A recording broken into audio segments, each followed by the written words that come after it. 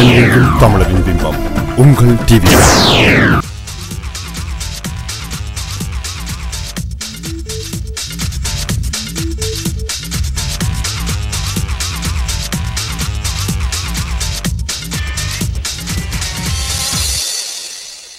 Welcome to CrossRoads TVI, a show that showcases the Tamil Canadian community, their issues and their successes. I'm your host, Manjula Salvaraja. Do you think speaking Tamil fluently is essential to identifying yourself as Tamil? How is your Tamil? Do you or people around you struggle to learn, or do you do it with ease? We would like to invite you to call us and share your thoughts on these questions. Give us a ring at 416-623-8100. We would love to hear from you. Joining us, we have a fabulous panel today of educators and learners who are going to talk about these very same questions. So let me take a minute to introduce our fabulous panel. Thank you for being here today with us. Our first guest is Professor Brenda Beck. She is a graduate of Oxford University, has taught about South Asia for over 40 years. She is an adjunct professor in the Department of Anthropology at the University of Toronto. And she learned Tamil mainly by living in a remote village in Tamil Nadu and has spent the last 8 years working to retell an epic Tamil story called The Legend of Ponnivala. Very interesting. Avinesha Ilenko is a fourth-year University of Toronto psychology student. Born and raised in Toronto, she's here to talk about her efforts at learning Tamil. She's an executive and public relations coordinator for the University of Toronto International Health Program and the proud recipient of the 2009 Canadian National Millennium Scholarship. Merlene Xavier is the co-founder of a new non-profit, tamilclass.org, which is looking into bringing the success of incredible, innovative online learning solutions like the Khan Academy and Coursera to Tamil language learning. She's a graduate of the Teachers College at OISE, the Ontario Institute for Studies in Education, a teacher and a software developer. Great skills to have for this new initiative that you're launching. Welcome to the show. Thank you. And you know, it's funny because once in a while I get the criticism that I don't have enough men on my show. It just so happens that, and people will notice that it just so happens to be women and a lot of UFT expertise at the table, and that was not a bias as well. I think all other universities, just get that out there, all other universities are just as fabulous. So let's get talking about language. I mean, I talked to a bunch of young people before we had this show, and really the question that kept coming up is that they eat Tamil food, they go to Tamil functions, Tamil events, they participate in Tamil rituals, dress in Tamil clothing, but sometimes may not be fluent in the language. So my question to you is, do you think that fluency in the language is important in identifying yourself as Tamil? Perhaps I'll start off with you, Brenda. Well, I don't identify myself as Tamil, but certainly fluency in the language has helped me immensely in understanding and appreciating Tamil identity. And the more I'm able to speak and interact in Tamil, the more I am able to feel a kinship, we can say, with Tamils. And I often say Tamil Nadu is my second home. And I'll tell you just a very short story. I was living in a remote village, and at first, everybody used to say, Velakari, Velakari, and the kids used to chase me, and people wanted to touch my hair, and they just thought I was very different. And after 3 or 4 months, people started saying, now you look like us. And I wondered, why? I hadn't changed. I was wearing the same saris, and my skin color had only maybe tanned a very little bit. But I think it was because as I learned to speak Tamil, I started gesturing in the Tamil way. I started sitting and walking like a Tamil. And that's when they thought I began to look Tamil. Interesting. Wow. So all those body movements are part of the identity and the understanding of being Tamil. And we want to come back later. I want to hear about this experience in Tamil Nadu for sure. Yeah. Avinesha, do you have any thoughts on that? Yes, like when I was younger, I couldn't speak Tamil as fluently. I only knew a few words like amma, appa, tangachi. And so when we went to like relatives' homes or family friends and I couldn't speak or understand Tamil, they took it in a bit odd, like how come your child can't speak Tamil? Like that's what they tell my parents. And I felt like even though I was Tamil by culture, I didn't really understand Tamil, and that kind of made me feel, I guess pushed to a side. But once you learn Tamil and you speak in Tamil, I guess the older elders or your friends who are Tamil see you more like themselves. Kind of similar to what Brenda said. Interesting. And do you feel like you've obviously been trying to learn Tamil, right? Yes. And do you feel that it has actually changed the way that you sort of understand or appreciate the culture? Yes, actually, because I wanted to learn Tamil, I kind of like learned more about like our culture and our customs, and just basically in the sense the psychology kind of like Tamil people. Like when you brought up like learning English, watching English shows, and hanging out with other culture friends, you kind of don't realize certain Tamil norms or cultures or like expectations. But once you immerse yourself more in like Tamil language and Tamil activities like dance class, Tamil class, or just Tamil events, you kind of have like the sense of family and a sense of belonging to like a group of people. And I think that learning Tamil even helps that, because then they're able to communicate with you and see you as one of them. And then it intensifies that sense of identity. That Tamil identity, yeah. Interesting. Marlene, any thoughts on? Yeah, just to kind of reiterate what she was saying, I think communicating is very fundamental to like society or family or some sort of group that you identify with. And being able to do that is very important. Like if you can't communicate, then you can't really talk about anything, right? So that's important. And also identify, like your identity is based on what you think about yourself and also what others kind of see you as, right? So again, going back to what she was saying, how her relatives saw her, more Tamil, as she spoke more Tamil, or the other way around. So I think both of those are very important. So you feel that there are different aspects, but that language is a key component, is that right? Right, and communicating, like, I mean, in whatever language, but if you identify yourself as Tamil, communicating in Tamil would also be important. Right? Do you think that experience, the not being able to speak or write or read fluently, which probably is actually slightly more important, in Tamil actually excludes you from certain things? Like, well, what do you think they are?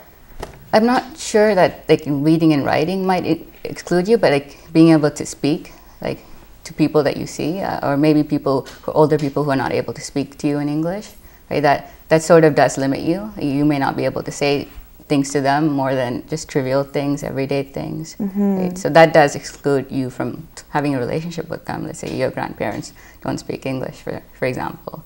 Right? So that does affect. Interesting. So perhaps I'll get an idea of how did you try to go about it? And Abhinesh, I'll start with you. How did you go about and try learning Tamil? Well, I actually never went to Tamil class or any of those Tamil events or tuition or anything when I was little. So I actually wanted to learn Tamil when I was in high school. So I asked my mom to put me in Tamil class for the grade 10 Tamil credit course. And well, I went there and I was a bit disappointed. I thought that it would be more like regular school in terms of the seriousness, the reliability of the teachers. And I know the teachers did mean well, but I found that the majority of the kids did not find it serious. They just came there to get the credit and leave. And the teachers seemed like babysitters, quite frankly, not much as professional teachers who knew what they were doing, but rather teachers who were trying to control the class and kids who lacked interest, basically. So then what happened after that experience? Did that change your interest? It kind of did change how I saw Tamil class. It didn't change my interest. I thought maybe the teacher was not the greatest, and I did ask to transfer to another class for next year, which I did. But still, I think a lot of kids still saw that Tamil class was a waste of time or not worth the time. Especially certain serious students who were doing well in school, doing extracurriculars outside of Tamil class, and they cared about Tamil. It's just that when I asked them why not Tamil class, and they said, well, it's not worth the time, it's not worth the effort, and some kids find it just too difficult also, and that the reading material or writing material is too hard really for someone that's brought up and raised in Canada and that only has experience speaking to relatives in Tamil. That's interesting. We need to get back into sort of the learning structures in a while, because I think that's a bit of a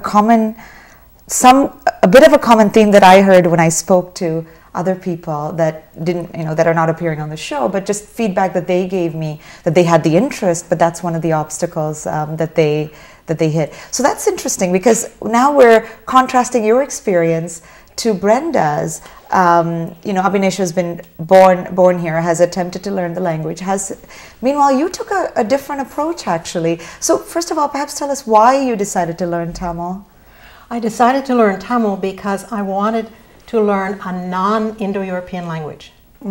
I thought that maybe I would see the world differently if I could learn a language that was truly not like my mother tongue. And so I purposefully didn't take one of the Indo-Aryan languages from North India, although I had already decided to specialize in India. I said, let me take the most famous language that is not Indo-European and that is very important in India, and that was Tamil. And I think that you're both right that it's the speaking, it's the communication that's most important. And certainly for me, because I learn language much more quickly and easily through interaction than I do from books. So I put myself in a village where there was virtually no one who knew English in 1965. There was one high school, he was the director of the high school, and he knew a little English, and I told him, you're welcome in my house, but you may not speak to me in English. Everyone who visits me must speak in Tamil. And that made a big difference, because you build up this desire, you get lonely if you can't talk to people. And so I found that this desire to communicate build and build and build, and I just had to speak. And so it came. And I highly recommend, putting yourself in an environment where everybody is speaking Tamil. And I think if you're going to teach kids Tamil in Canada, you need to have a setting where they're doing fun things together, not just looking at books and listening to the teacher, playing games. And if we can develop some apps for Androids and iPads where kids can interact with characters and hear them speak and maybe speak to them, that would help a lot, because you've got to operate in this totally Tamil environment. As soon as you get some outside voice speaking in English, your mind gets sort of pulled away, and you lose that incredible kind of energy that I've got to say something. And I think the inhibition too, because sometimes what happens is you're actually afraid. Like, I try to practice my Tamil and I'm embarrassed sometimes by how bad it is, right? So sometimes when I have the opportunity, I don't want to speak it. But in your case, you somewhat had no choice, because you were in that immersion. You had to, That's right, in order to be able to relate to people. So what I was hoping to do is hear a little bit about this incredible project that you're working on and how you came about it. So tell us about the legend of Punnivala. Well, in this village, there was no electricity. And I was a great reader. Of course, I was a graduate student, and I brought lots of books with me, and I thought, I'll read every night. The light was very, very poor. But I very soon discovered that the way people entertained themselves at night was by listening to storytellers. And one night, and about a week after I'd been there, I heard drumming. And I said to the woman who was my companion and cook, let's go see what's happening. And she said, okay. And she took me, and here was a man telling stories, and the whole village was seated around him listening. And I suddenly thought, here is an opportunity. Maybe if I can learn some stories, I can learn language, and I can also learn the culture. It'll be like a window for me on the culture. So I asked him if I could tape record a story, and I asked the people in the audience, what story would you like to hear? They all said the Ananmar Kadai da Mukyamana Kadai. So the singer started to sing this story. I forgot to ask, how long is this story? Thinking it would just maybe take an hour and a half. Well, how long do you think? 44 hours. 18 nights. He sang and he sang and he sang some more. But I realized very quickly that this was indeed a very, very interesting story. Of course, I couldn't understand a lot of it. But you could tell from the faces, the attention, and from the songs, because every once in a while he'd break from narration to song, and when he started to sing, you could tell the horses were galloping, or the cradle was rocking, or there was an argument. You could tell from the style and the feel. That helped me a lot to understand. Well, I knew this story was so important that a couple of years later, I decided to translate it, and I published it. And I wrote articles like an academic would about it. But I was kind of disappointed because this story, even though it had been translated, sat on university shelves and libraries, and very few people read it. And nobody came by that said, oh, this is great. I was the one who thought this was great. So it lived inside me, and it kept, like my desire to speak Tamil, this story kept talking to me and saying, I want to come out. I want to be shared with people. And finally, about 8 years ago, I said to my husband, I have to get this story out. And the only way to do it in modern terms is to animate it. And I think you have. And that's what I've done. I've animated it, and I've also made comic books. There are 26 of these in Tamil. And I've combined these in English in 2 volumes. And they're all illustrated like comic books. So they're fun to read. And I think it's interesting because you have them in Tamil and English, so there's an opportunity to actually use it to, you know, because I'm coming at it from a perspective as an English speaker trying to learn Tamil. So it's interesting that I could read it and go, okay, well, let me now read the same story in Actually, I hadn't thought of that, but it's translated bubble by bubble, if you want to call that what the, you know, in a comic book, how people talk. So you could actually put an English and a Tamil version of the book side by side, and if you don't understand the Tamil, you can look at the English bubble and get the translation.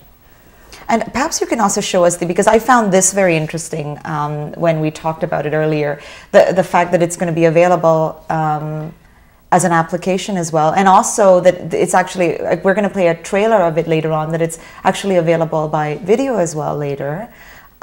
So your goal here was just really to get this epic across. Yes, yes. I wanted to share the story, and the story, every week I get new ideas about it. I'm going to be lecturing at the University of Western Ontario in a few weeks' time, trying to share my latest insights. But they're always, my mind is always finding something new.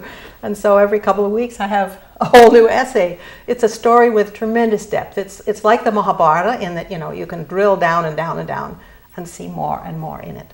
So we'd love to see a sample. If it works, I think we'll be able to... You want to see the book being read? Okay, this is the way the Tamil is going to come up. Turn on the audio and say start reading. Time passes. And it highlights the words when you... Reign well. God. The lands of the Chola monarch Marlene, this is an incredible way to work so hard, we're working on bringing this out in Tamil now. The authority it's going to be Chola narrated in Chennai by Shivakumar, who is a famous cinema actor. It pleases me and to see you'll be able to prosperity see all the across Tamil our beautiful being land. highlighted, the exact Ever words that since he's those saying, skilled farmers so have that come you to can us, learn to read our and listen to fields have the audio flourished. at the same time, and look at the Their pictures hard to make work the story has caused meaningful. this And the whole site that land we can find out to become information about green these and books is... It's just Ponnivala, Ponnivala, Ponnivala. And if you want to buy the books, it's Ponnivala Market.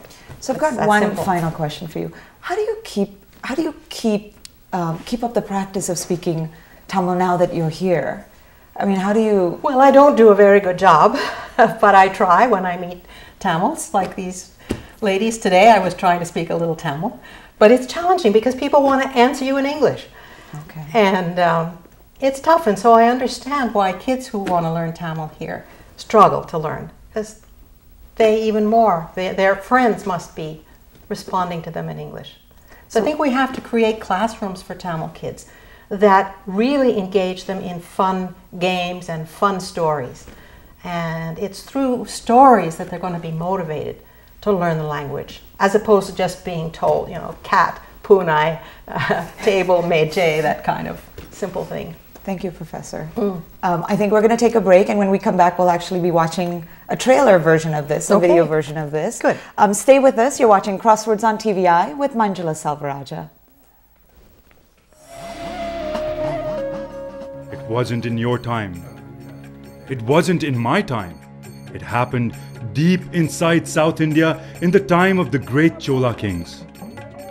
We will go together and stand before Shiva, Tamarai, You must tell him honestly what kinds of gifts you want.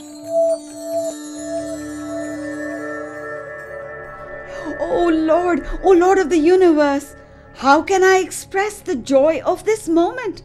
It has taken me 21 years to come here and see you. Now, at last, all my suffering has paid off. Oh lady, you will lead a long life. Tamarai, our blessings are always with you. Oh Lady Tamarai, what gifts are you requesting? Lord, I want 2 strong sons for the land. Chitraputra, bring me the book of fate.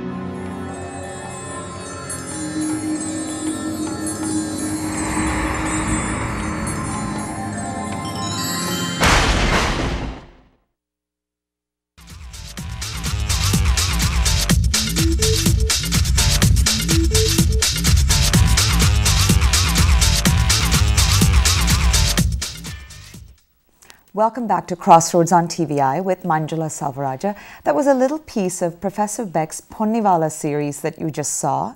And I just want to add, this is again, she was showing this to you earlier.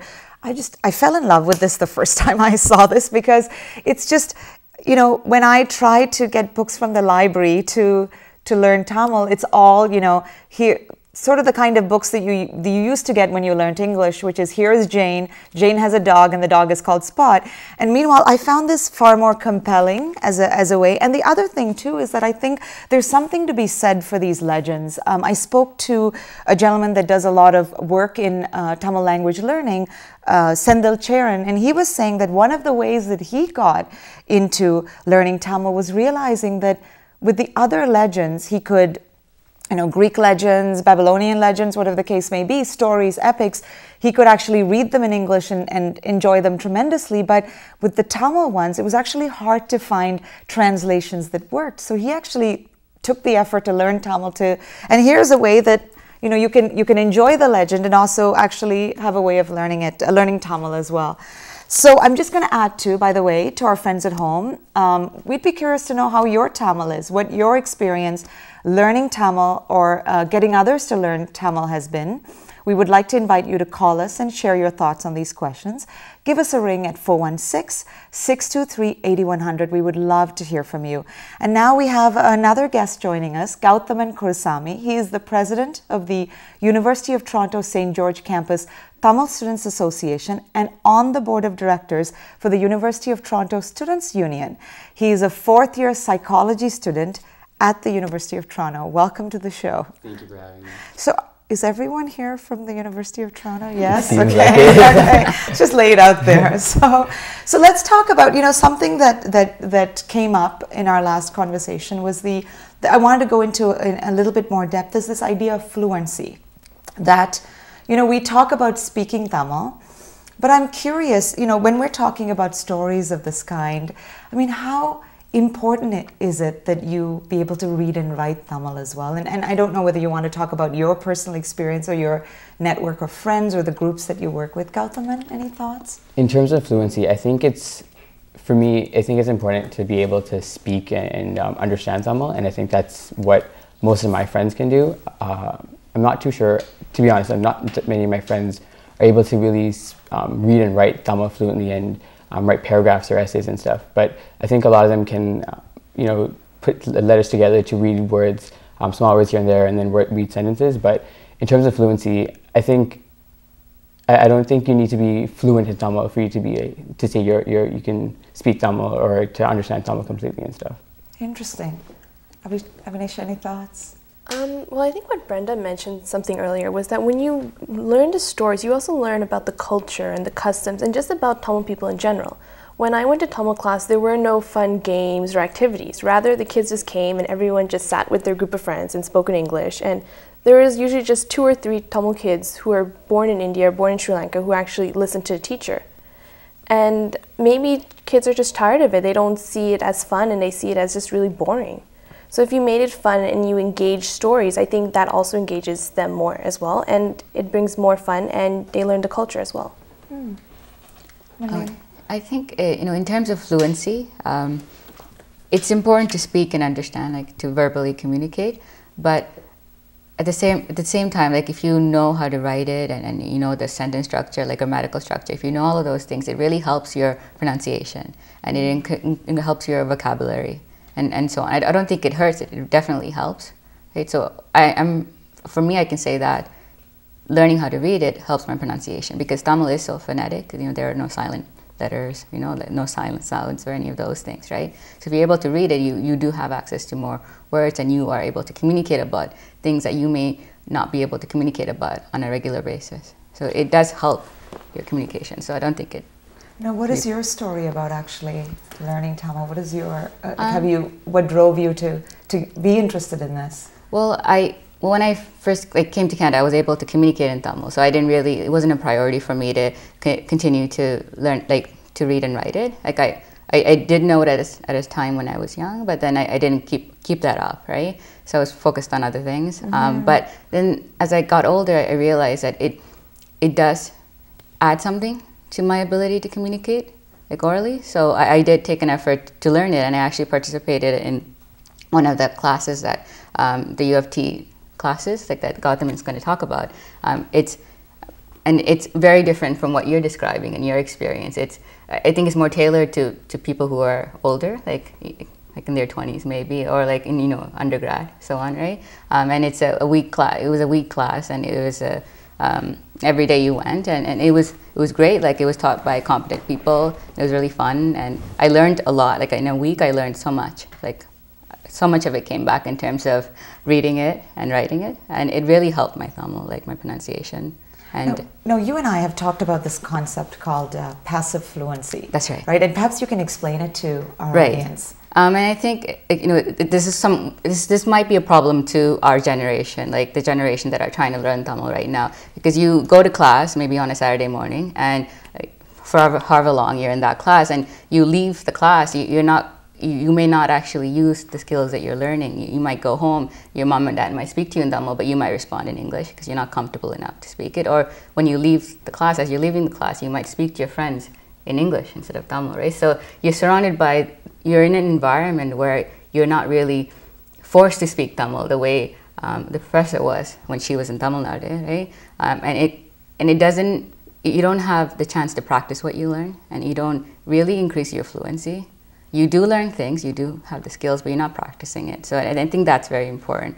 Maybe Gautam can talk about that as well, like practicing what you learn in terms of the Tamil class. Yeah. What do you hear from people that are going through these classes? The Tamil classes, I think, right now are very beneficial, and it's a great success right now because the students at this point that are enrolling these classes to learn Tamil are students that are majority in their undergrad, or individuals, and then we also have individuals that are working that come after work and learn. But these individuals are people that have an intrinsic motivation to learn Tamil, whereas I think Abhinesha was speaking to the fact earlier that a lot of students just come to Tamil classes in high school and elementary school, and it's treated sort of like a daycare setting, and you just kind of credit perhaps credit no credit kind of situation. And sorry, and the teachers treat it as like a daycare or something. But the university students or the individuals that are coming out to these classes are people that have this intrinsic motivation to learn Tamil. So they're there for the language, and they're there to actually get something out of these classes. And right now, so what Marilene was speaking to was a couple of years ago we used to have Tamil classes over the winter break, and it was like a 9 to 5 thing, and it was every single day. But we've slightly modified our schedule so that it's more of a credit that you would. It's not actually credit, but it's more like of a course that you would take in university, where it's every Friday and it's 2 hours a week. So students come Friday from 4 to 6, and then they learn Tamil.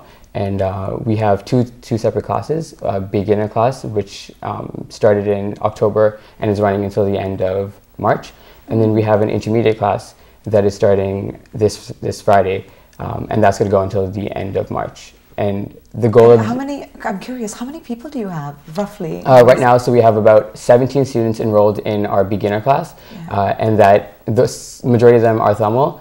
We do have some non-Tamils that are enrolled in our classes, and again, majority of them are our students, not just from U of T, but just from various other post-secondary institutions. But we also have individuals that are working and are coming after work to learn the language, and so the focus of that class is to basically get students to get familiar with the letters and start reading slowly and like sentences and stuff. Whereas our intermediate class is focusing more on the grammar and the structure of the language. And again, that'll be starting this Friday. So I mean, that's interesting. I'm curious as to what the driver was, because I know, so this is run by the U of T St. George campus TSA. Yep. And a very busy TSA like others. There's like, seems like there are 500 events that these things. So why this particular initiative? What was the driver? I think we recognize as a Tamil Students Association that we are here for the Tamil language and the culture, and that if we want our generation and our children to be able to speak and learn Tamil and communicate in Tamil, that we need to invest in that. And so we recognize that. And like myself personally, I went to Tamil classes when I was younger, but I never really felt like I learned anything. And I was like, I want to be in an environment where I can learn it again, and in a fun environment and something that'll motivate me at this point.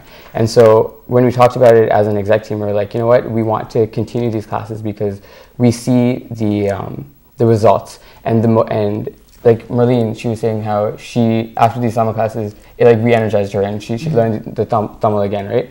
So we feel like it's an investment that we need to make if we want our language to persist and for us to be able to communicate in Tamil and stuff. Interesting. So, you know, it's interesting because it's nice to know that many people are interested. Obviously, you know, everyone would like to see those numbers go up. Coming back to this idea of passive fluency, one of the things that I heard from a couple of people that I was speaking to is what's common in Toronto, especially with sort of the younger generation, are people who know Tamil, they understand Tamil because their grandparents speak it, their parents, but they can't speak it themselves. But if they can go, if they hear a waiter do an order, if they hear an order from their grandmother, a request from they completely understand it. They just can't, sometimes they can't say more than no, yes, and amma and appa. And I found that concept really interesting. So I was wondering, now, if they understand it already, I think it's perhaps a little easier to get to some degree of fluency. So then I question the motivation, right? I feel, and I could be completely wrong, I have been before, that there might be a decline in the interest levels of youth wanting to learn Tamil. What are your thoughts on that? What are you seeing with people that you are around? Marlene, I'll probably start off with you.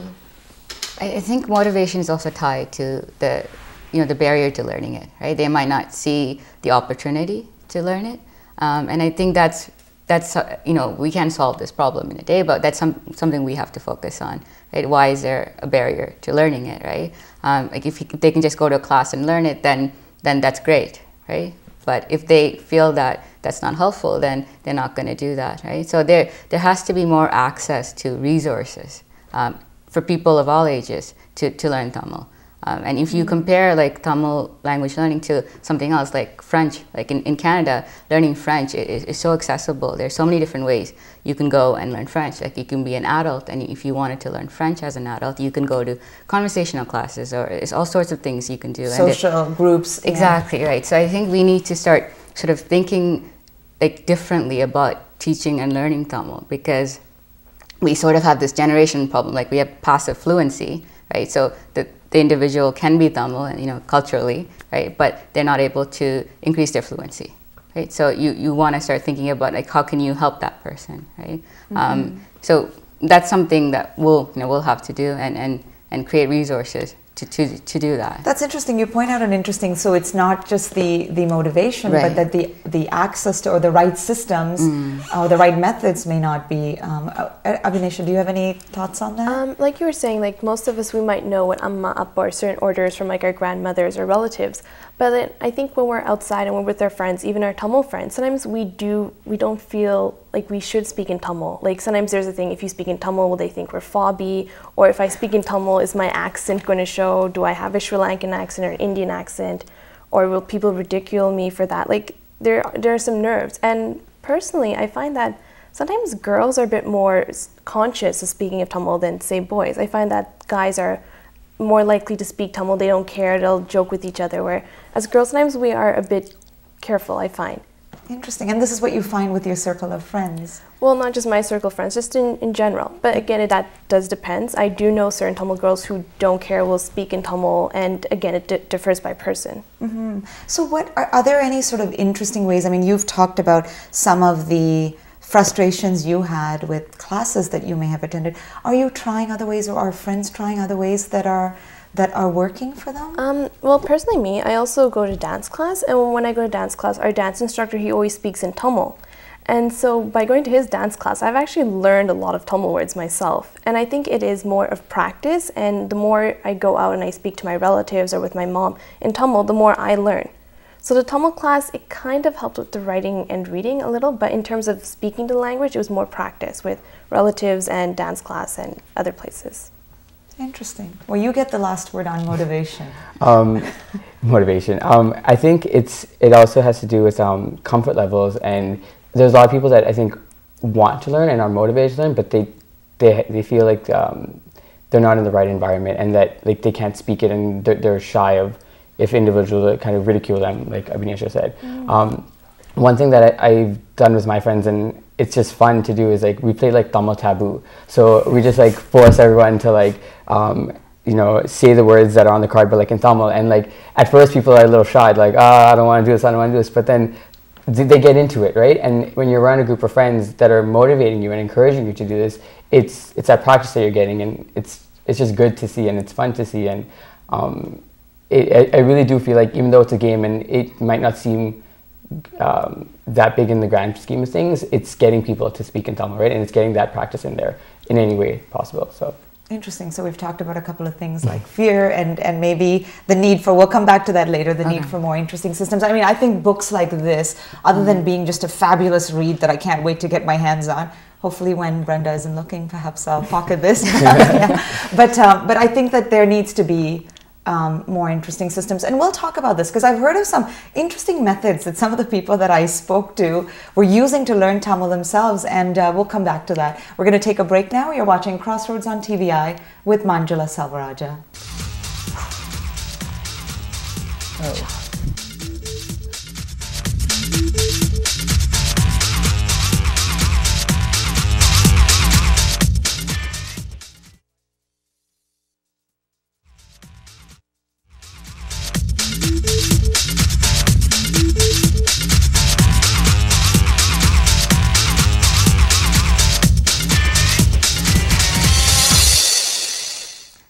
Welcome back to Crossroads on TVI with Manjula Salvaraja. We've been talking about Tamil language learning in our environment here. And we've mentioned a couple of things that don't work, and I'm curious to get your thoughts on things that work. But I have to share the story of this young lady I spoke to called Josephine, and she had gone through the struggles that you had, where she had just gone to, you know, high school course classes and things that didn't work, really didn't, you know, find that it was going anywhere. So now what she does is she loves music, Tamil music, film songs. So she actually listens to the film song, gets someone to explain it to her, and then does something like she rewrites it and learns how to sing it. And she's saying using this process, her Tamil has gotten incredibly better. And I thought, I can't believe you've come up with your own system. But what that told me when I was going around saying, well, I don't know if the motivation is there, is that, well, maybe there is. And it could be what, Ameline, you were saying earlier, that perhaps the right ways of learning may not exist. I don't know if you want to talk about, let's hear about the new initiative that you guys are starting. Right. Well, we're working on an online learning tool for people who want to learn Tamil. It's going to be at tamilclass.org. That's where we just started working on it, so I think around spring we'll bring it out. And what it really does is it sort of gives the opportunity for people to learn Tamil, but at the comfort of their own home. So you may be familiar with Khan Academy. Perhaps you can explain that. Sure, yeah. So Khan Academy is just, so this guy named Salman Khan, he was tutoring his niece or nephew or somebody across the country. So he started doing, he started creating these videos to share with, you know, the person he was tutoring, and then it just became so useful. So the idea is that it starts off with he's huge. He's won awards in the States, right? He's huge, yeah. So he makes videos, somewhat like YouTube videos on pretty much any topic. You want to learn about the French Revolution, you can go to Khan Academy and watch a series of videos about the French Revolution. And what's great about it is that he picks a topic and just like develops it, and you can you can go at your own pace. You can track the videos that you've watched and so on. It just makes it very accessible to learn anything. And it's not just history. It could be math. It could be chemistry. All sorts of different things. So what we're trying to do is we're trying to use that approach and make videos to learn Tamil. That would be one component, videos. And we also want to develop resources like games that you can use to practice what you've learned as well. Interesting. And when are you planning? This is a launch for? Sometime in April. April. Yeah. Non-profit. That's right. We're doing another thing about Khan Academy is that it's open source. So what that means is that the code that they develop, the programmers, they release that to the public, and also it's free. You don't have to sign up for a membership or pay any sort of fees to access this learning. So it's a new way of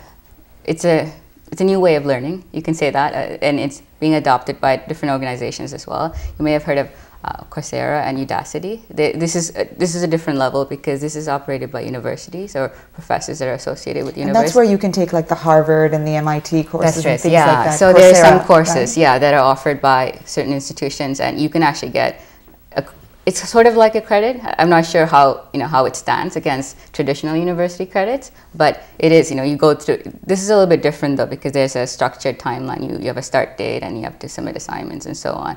But this is a new wave of learning where you have this online free learning where you don't have to pay any sort of fees, but you have access to it if you have a computer and internet.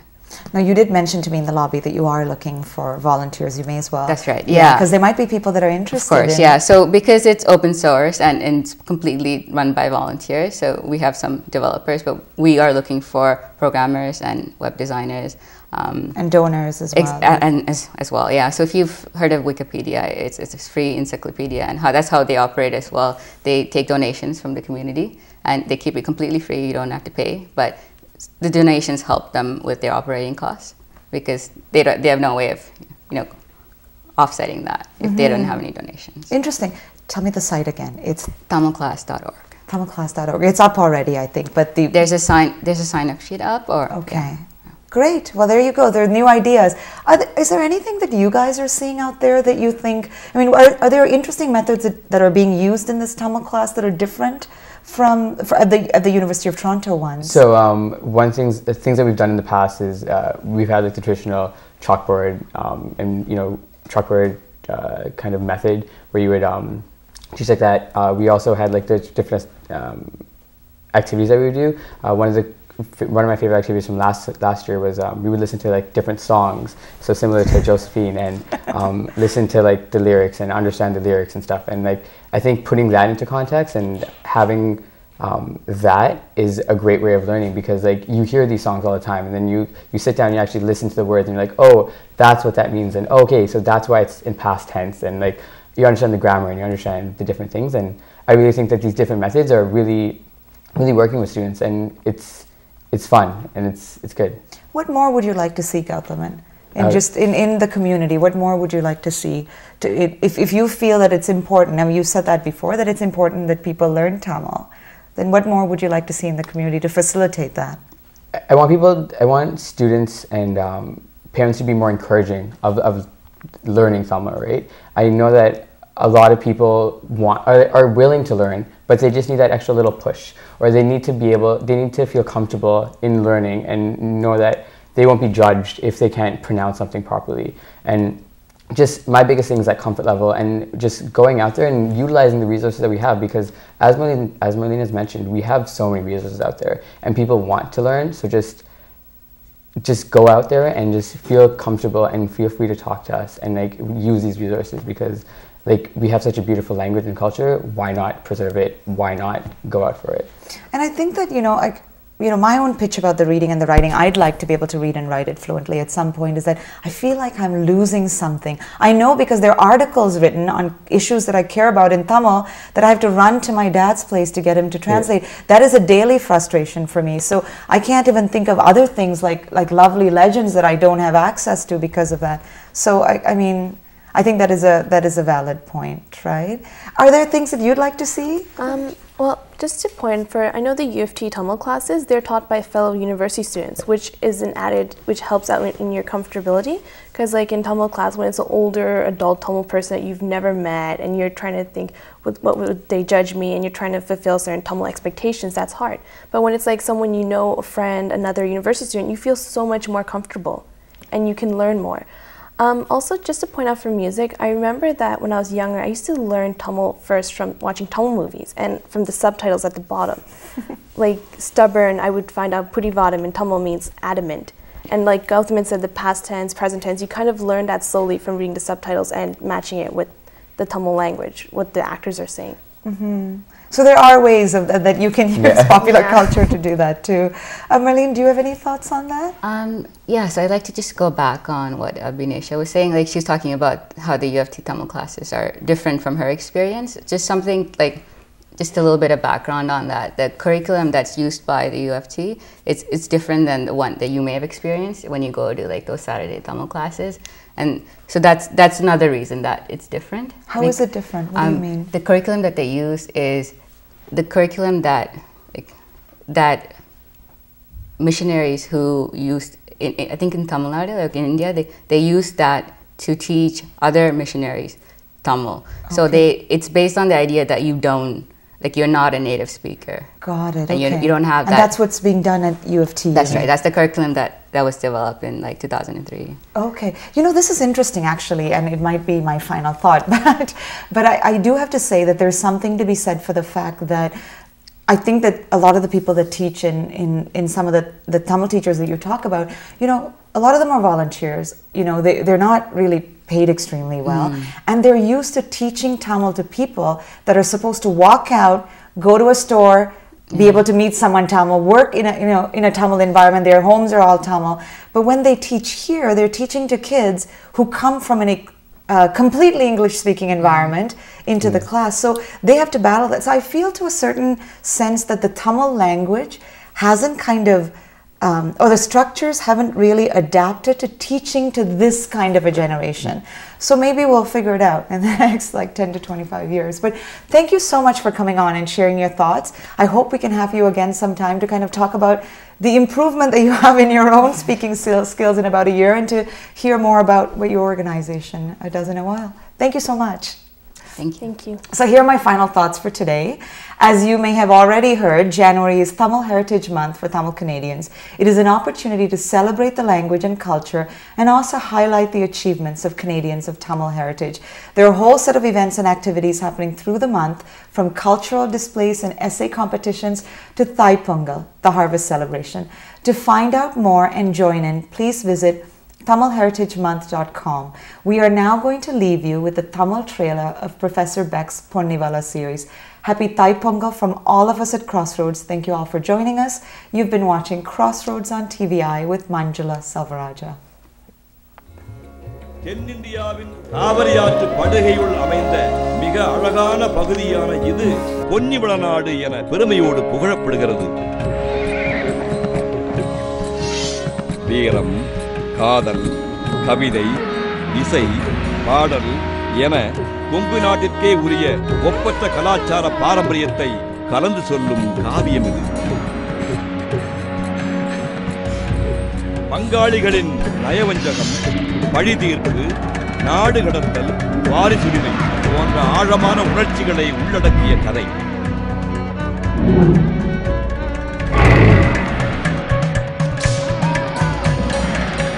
மனதை கொள்ளை கொள்ளும் இந்த கண்கொள்ளா வண்ணக் காட்சிகள் கொங்கு சீமையின் நட்புரிமைகளை நவீன உலகிற்கு சொல்ல வருகிறது.